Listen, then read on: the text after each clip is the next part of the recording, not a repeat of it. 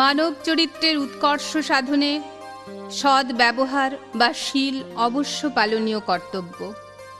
ফুলের গন্ধ যেমন বাতাসকে সুবাসিত করে মনকে স্নিগ্ধ করে, তেমনি শীলবান ব্যক্তির কীর্তি চারিদিকে ব্যাপ্ত হয়ে মানব মনকে উদ্দীপ্ত করে, প্রভাবিত করে, অনুপ্রাণিত করে। চরিত্রে যদি শীল না থাকে তাহলে গঙ্গা যমুনায় অবগাহন করে, এমনকি পুণ্যতীর্থ ভ্রমণ করেও চিত্ত শুদ্ধ হয় না। অন্তর্জগতেই আছে সর্বসুখের আকর। মানুষ তার খোঁজ না করে ভ্রান্ত পথচারীর মতো, মরীচিকালুব্ধ মৃগের মতো সুখ খুঁজে মরে। একমাত্র দানশীল ভাবনাই পারে দুঃখ মুক্তি ঘটাতে।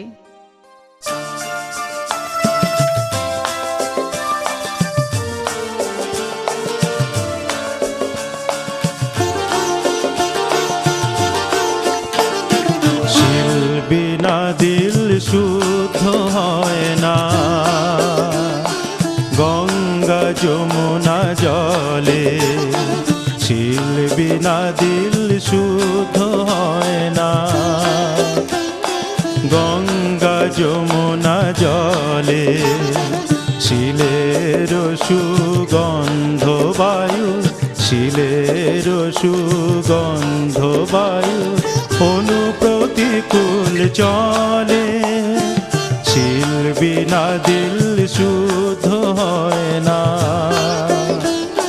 গঙ্গা যমুনা জলে।